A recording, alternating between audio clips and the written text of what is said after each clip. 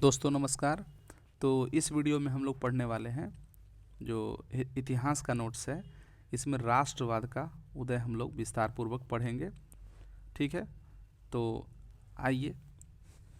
लिखा है कि सामान्यतः किसी विशिष्ट भौगोलिक क्षेत्र जिसमें समान सामाजिक, सांस्कृतिक पृष्ठभूमि एवं राजनीतिक महत्वाकांक्षा रखने वाला जनसमूह निवास करता हो, राष्ट्र कहलाता है। ठीक है, राष्ट्रवाद राष्ट्र से ही संबंधित एक नवीन आधारभूत अवधारणा है जिसके अंतर्गत लोगों में आपसी भाईचारा की भावना होती है तथा वे राष्ट्रीय हित के पोषण, संवर्धन एवं सुरक्षा के लिए अपने प्राणों तक के उत्सर्ग के लिए हमेशा तैयार होते हैं। यानी कि राष्ट्र रूपी इमारत की नींव राष्ट्रवाद की भावना ही है तथा इसके बिना राष्ट्र की कल्पना संभव नहीं है। भारत में और कई उपनिवेशों की तरह आधुनिक राष्ट्रवाद का विकास उपनिवेशवाद विरोधी आंदोलन से घनिष्ठ रूप से जुड़ा हुआ है। उपनिवेशवाद के साथ अपने संघर्ष की प्रक्रिया में लोगों ने अपनी एकता की खोज शुरू की। उपनिवेशवाद के तहत उत्पीड़ित होने की भावना ने एक साझा बंधन प्रदान किया जिसने कई अलग अलग समूहों को एक साथ बांध दिया, लेकिन प्रत्येक वर्ग और समूह में उपनिवेशवाद के प्रभावों को अलग अलग तरीके से महसूस किया। उनके अनुभव महसूस करने का जो तरीका था वो अलग अलग था, उनके अनुभव अलग अलग थे और स्वतंत्रता के बारे में उनकी जो धारणाएं थी हमेशा एक जैसी नहीं थी। यद्यपि इसके पूर्व कृषक विद्रोह, जनजातीय विद्रोह तथा 1857 के विद्रोह में भी राष्ट्रवाद का बीज रूप दिखलाई पड़ता है, लेकिन इसकी पहली राजनीतिक अभिव्यक्ति कांग्रेस की स्थापना के रूप में मानी जाती है। ठीक है, अब हम लोग देख लेते हैं कि राष्ट्रवाद का यूरोपीय मॉडल क्या है और भारतीय मॉडल क्या है। ठीक है, तो राष्ट्रवाद का यह विचार यूरोप में देखें तो राष्ट्रवाद का यह विचार फ्रांसीसी क्रांति के दौरान पैदा हुआ था। ठीक है, यूरोपीय राष्ट्रवाद मुख्य रूप से जातीय विशिष्टता की गहरी भावना और इसे संरक्षित करने की इच्छा से प्रेरित है। यह 17वीं सदी के यूरोप में कई राष्ट्रों के गठन का आधार है। यह इसे संकीर्ण रूप से बहुसंख्यकवाद के रूप में लिया जा सकता है। आज पूरे विश्व में इस तरह का राष्ट्रवाद वापसी कर रहा है। पश्चिमी देशों में जेनोफोबिया बढ़ रहा है। ठीक है, पश्चिमी एशिया में बढ़ रहा है इस्लामिक कट्टरपंथ जो है, इसी का परिणाम देखें तो। अब राष्ट्रवाद का भारतीय मॉडल क्या है, तो यूरोप के विपरीत भारत में राष्ट्रवाद उपनिवेशवाद विरोध का परिणाम रहा है।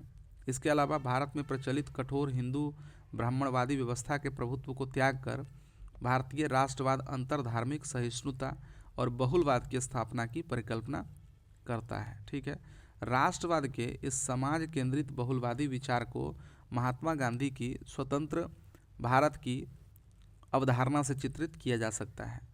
अर्थात स्वतंत्र भारत एक हिंदू राज्य नहीं होगा, यह एक भारतीय राज्य होगा जो किसी धार्मिक संप्रदाय या समुदाय के बहुमत पर आधारित नहीं होगा। ठीक है, तो हमने राष्ट्रवाद का यूरोपीय मॉडल देखा, भारतीय मॉडल देखा। अब हम लोग देख लेते हैं कि भारत में राष्ट्रवाद के उदय के विभिन्न कारण क्या थे। तो इसमें सबसे पहला दिया है विदेशी आधिपत्य का परिणाम। ठीक है, ब्रिटिश शासन का प्रत्यक्ष और अप्रत्यक्ष प्रभाव। दूसरा, भारतीय जनता एवं ब्रिटिश शासन के हितों में परस्पर टकराव। तीसरा, ब्रिटिश शासन का विदेशी चरित्र। ठीक है, दूसरा देखें तो आर्थिक असंतोष। औद्योगिक नीति, कृषि नीति, व्यापारिक नीति आदि सभी मूलतः शोषण पर आधारित हुआ करते थे। देसी उद्योग धंधे, धन के निष्कासन, मूल्य वृद्धि, अकाल, महामारी से हर वर्ग जो है वो त्रस्त था। दादा भाई नौरोजी, आरसी दत्त जैसे विचारकों द्वारा धन के निष्कासन का सिद्धांत जो है प्रतिपादित किया। इससे लोगों में चेतना बढ़ी और इससे राष्ट्रवाद के उदय को बल मिला।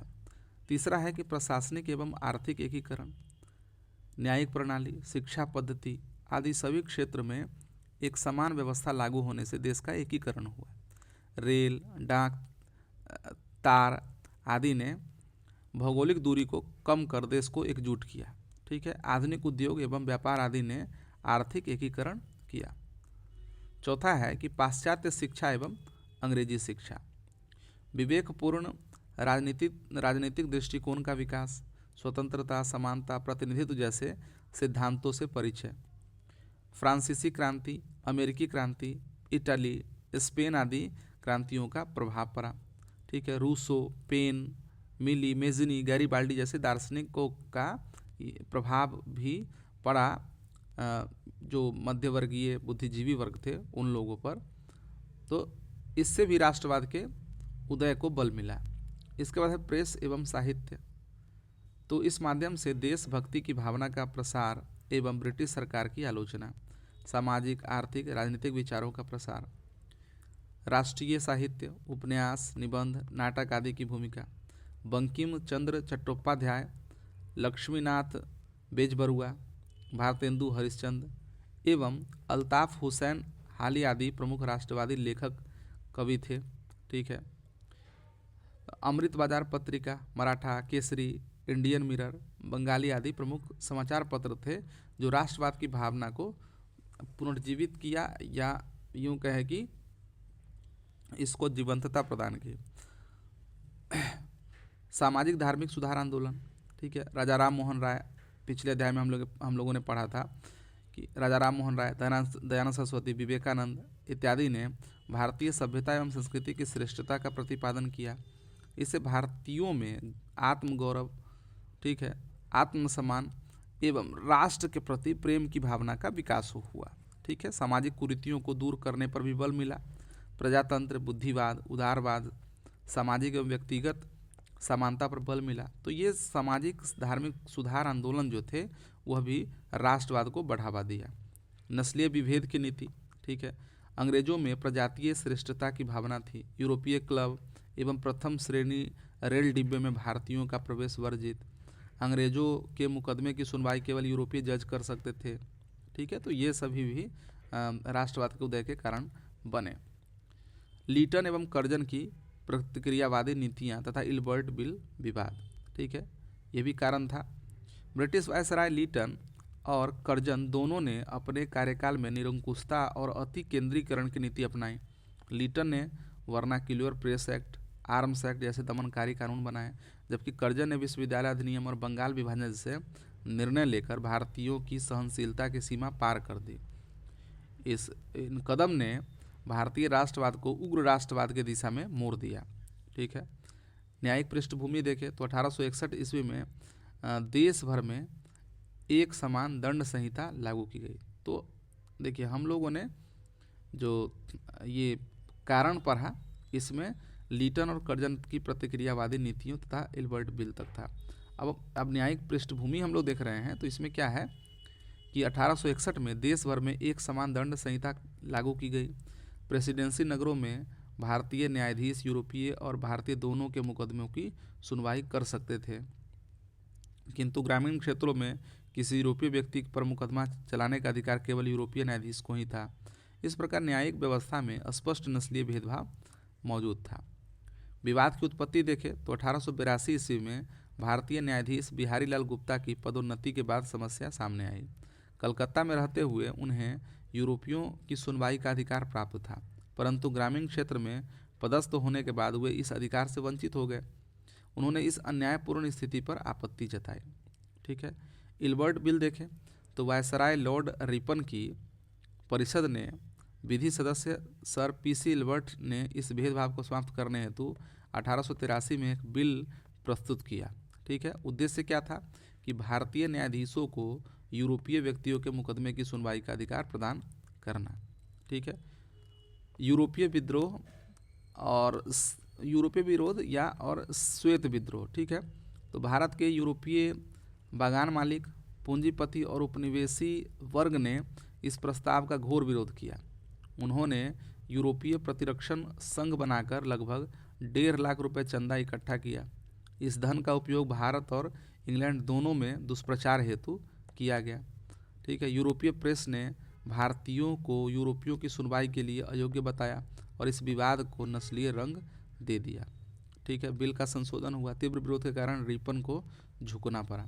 संशोधित बिल के अनुसार क्या था कि यदि किसी यूरोपीय पर मुकदमा जिला जज या सेशन जज की अदालत में चलता है तो सुनवाई 12 सदस्यीय जूरी करेगी। ज्यूरी में कम से कम 7 सदस्य यूरोपीय या अमेरिकी होने चाहिए। तीसरा, यदि ग्रामीण क्षेत्र में ज्यूरी उपलब्ध न हो तो मामला उच्च न्यायालय को स्थानांतरित किया जाएगा। इसका प्रभाव देखें तो संशोधित रूप में बिल का मूल उद्देश्य जो है वो निष्फल हो गया, परंतु इस विवाद ने भारतीयों की राष्ट्रीय चेतना को तीव्र गति प्रदान कर दी।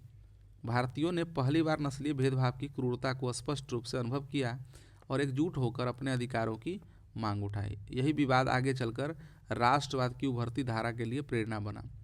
इल्बर्ट बिल विवाद केवल एक न्यायिक सुधार का प्रयास नहीं था, बल्कि ब्रिटिश साम्राज्य के नस्लीय दृष्टिकोण का भी प्रतीक था। यह विवाद भारतीयों की राष्ट्रीय चेतना को जागृत करने और संगठित राजनीतिक आंदोलन की नींव रखने वाला महत्वपूर्ण अध्याय सिद्ध हुआ। तो ये 8 कारण जो प्रमुख दिए गए हैं, ठीक है, ये है, और 9वां भी दिया है, ये है आपका राजनीतिक संस्थाओं का योगदान, ठीक है, राष्ट्रवाद को फैलाने के लिए।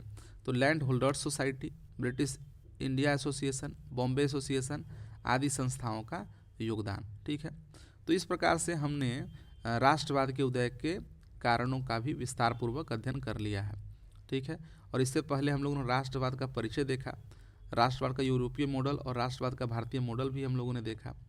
अब आगे बढ़ते हैं, अब देखते हैं कि भारतीय राष्ट्रवाद के विकास के चरण, ठीक है। तो विद्वान मोटे तौर पर राष्ट्रवाद के विकास को निम्नलिखित 3 चरणों में बांटकर देखते हैं।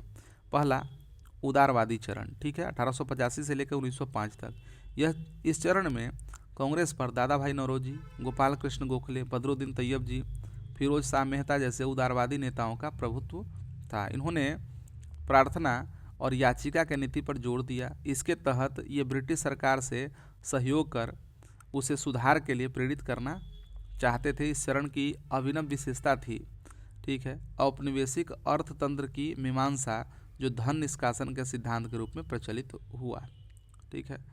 भारतीय राष्ट्रीय आंदोलन में उदारवादियों का योगदान देखें तो ब्रिटिश साम्राज्यवाद, ठीक है, की आर्थिक नीतियों की आलोचना कर एक सशक्त भारतीय जनमत तैयार किया, जिसका मानना था कि भारत की गरीबी एवं आर्थिक पिछड़ेपन का कारण यही उपनिवेशी शासन है, ठीक है।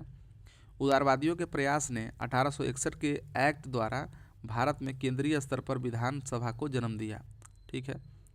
इसके बाद है भू राजस्व में कमी करने, नमक कर का उन्मूलन करने, बागान श्रमिकों की दशा सुधारने एवं सैन्य खर्चों में कटौती करने की मांग की गई। इस प्रकार राष्ट्रवादियों ने साम्राज्यवादी सरकार की वास्तविक मंशा को उजागर किया वो तथा स्वशासन के क्षेत्र में महत्वपूर्ण उपलब्धि हासिल की। उन्होंने देश के लोगों में राजनीतिक एवं आर्थिक चेतना जगाने का कार्य किया। राष्ट्रवादियों के इन कार्यों से भारतीयों के साम्राज्य भावना का प्रसार हुआ। तो ये था उदारवादी चरण, जो कि 1885 से लेकर 1905 तक था। क्रांतिकारी चरण देखें तो 1905 बंगाल विभाजन के बाद 1919 तक, ठीक है, जालियांवाला बाग हत्याकांड या रौलट एक्ट कानून के बाद वहाँ तक, ठीक है, ये क्रांतिकारी चरण था। इस चरण में राष्ट्रीय राजनीति की बागडोर बाल गंगाधर तिलक, बिपिन चंद्र पाल, लाला लाजपत राय और अरविंद घोष जैसे नेताओं ने संभाला, जो स्वराज व स्वशासन के साथ साथ बहिष्कार एवं असहयोग की रणनीति के समर्थक थे। और तीसरा चरण आता है गांधीवादी चरण। राष्ट्रीय आंदोलन में 1919 से लेकर 1947 तक के कालखंड को गांधीवादी चरण के नाम से जाना जाता है। इस चरण में उन्होंने सत्य, अहिंसा, सत्याग्रह आधारित असहयोग, सविनय अवज्ञा और भारत छोड़ो आंदोलन चलाया। इन जन आंदोलनों ने जहां राष्ट्रवाद की भावना को जन जन तक पहुंचाया, वहीं ब्रिटिश सरकार को सत्ता से हस्तांतरण करने पर विवश कर दिया, ठीक है। तो तीनों चरण के बारे में हम लोगों ने देखा कि कौन कौन से चरण थे। अब देखते हैं कि भारत में राष्ट्रवाद के विकास का प्रभाव किस प्रकार पड़ा। इसकी आलोचनात्मक विकास की जो आलोचनात्मक समीक्षा करनी है उसे हम लोग देखते हैं। तो भारत में राष्ट्रवाद के विकास में भारत की स्वतंत्रता का मार्ग प्रशस्त किया, जो आज भी देश की एकता और अखंडता को बनाए रखने में महत्वपूर्ण भूमिका निभा रहा है। भारत में राष्ट्रवाद के विकास की आलोचनात्मक समीक्षा करने के लिए हमें राष्ट्रवाद से जुड़े नकारात्मक और सकारात्मक दोनों पहलुओं पर गौर करना होगा। तो भारत में राष्ट्रवाद के विकास का प्रभाव देखें, इसमें सकारात्मक प्रभाव देखते हैं सबसे पहले। तो ये है कि भारत में राष्ट्रवाद के विकास ने एक सफल राष्ट्रीय आंदोलन को जन्म दिया। दूसरा है कि भारत को एक राजनीति, भौगोलिक और सांस्कृतिक इकाई के रूप में तैयार किया। इसने सामाजिक सुधार, स्वदेशी, अहिंसा, शराबबंदी, ग्रामोद्योग को बढ़ावा दिया। भारत में कई आंदोलन दुनिया के अन्य हिस्सों खासकर दक्षिण पूर्व एशिया में हो रहे स्वतंत्रता आंदोलन से प्रभावित और प्रेरित थे। यह पश्चिम के वैचारिक मूल्यों, व्यक्तिगत उदार लोकतंत्र, समाजवाद आदि से प्रभावित था। संविधान के निर्माण और राष्ट्र के एकीकरण और विकास में राष्ट्रवाद ने बड़ी भूमिका निभाई। आज भी राष्ट्रवाद भारतीयों के लिए प्रेरणा का स्रोत है। तो ये सकारात्मक प्रभाव था इसका। नकारात्मक प्रभाव देखें तो राष्ट्रवाद का विकास स्वाभाविक और तीव्र नहीं था। राष्ट्रवाद ब्रिटिश शासन की प्रतिक्रिया के रूप में विकसित हुआ जब उन पर अत्याचार हो रहे थे। दुनिया के अन्य हिस्सों की तुलना में सांस्कृतिक और भौगोलिक एकरूपता का अभाव था इसमें। फिर है कि औपनिवेशिक सरकार की फूट डालो राज करो की नीति को समाप्त नहीं किया जा सका। राष्ट्रवाद के विकास के साथ साथ भारत में सांप्रदायिकता भी बढ़ी। ठीक है, भारत के विभाजन की त्रासदी को रोकने में असफल साबित हुआ। वर्तमान में राष्ट्रवाद को जातिवाद, सांप्रदायिकता, क्षेत्रवाद और उग्रवाद जैसी विभाजनकारी ताकतों से बड़ी चुनौती मिल रही है। ठीक है, तो भारत में राष्ट्रवाद का विकास मूलतः ब्रिटिश शासन की प्रतिक्रिया थी। भारतीयों में शिक्षा का बढ़ता स्तर, पश्चिम विचारों से संपर्क, अंग्रेजों द्वारा भौगोलिक, प्रशासनिक और आर्थिक एकीकरण, सामाजिक धार्मिक सुधार आंदोलनों के साथ साथ राष्ट्रवादी समाचार पत्र पत्रिकाओं ने इसके विकास में प्रेरक की भूमिका निभाई। भारत में राष्ट्रवाद के सफल विकास का ही परिणाम है कि इसने देश को स्वतंत्रता दिलाने में महत्वपूर्ण भूमिका निभाई और तमाम सामाजिक, सांस्कृतिक, भाषाई और खाद्य विविधताओं के बावजूद इसने आज भी देश की एकता और अखंडता को कायम रखा है। भारत में राष्ट्रवाद के विकास के साथ साथ सांप्रदायिकता का बढ़ना और देश का विभाजन एक दुखद पहलू है, लेकिन आज भी राष्ट्रवाद देश के विकास और एकीकरण में मुख्य तत्व और ऊर्जा का स्रोत बना हुआ है। तो ये निष्कर्ष के रूप में हमने यहाँ देखा। ठीक है, अभी तक 2 प्रश्न इससे पूछे गए हैं, 64वीं में और 17वीं में। ठीक है, एक तो ये पूछा गया कि 19वीं सदी के उत्तरार्ध में भारतीय राष्ट्रवाद के विकास की आलोचनात्मक समीक्षा कीजिए और भारतीय राष्ट्रीय आंदोलन के उदय में ब्रिटिश नीतियाँ कहाँ तक जिम्मेदार थी, इसकी व्याख्या करनी थी। ये 17वीं में पूछा गया था प्रश्न। तो ये 2 प्रश्न अभी तक पूछे गए हैं राष्ट्रवाद से। ठीक है, और बाकी जो प्रश्न पूछे आते हैं उसके साथ जो है आप इनपुट्स के रूप में इससे जुड़ी हुई जो बातें हैं वो आप दे सकते हैं।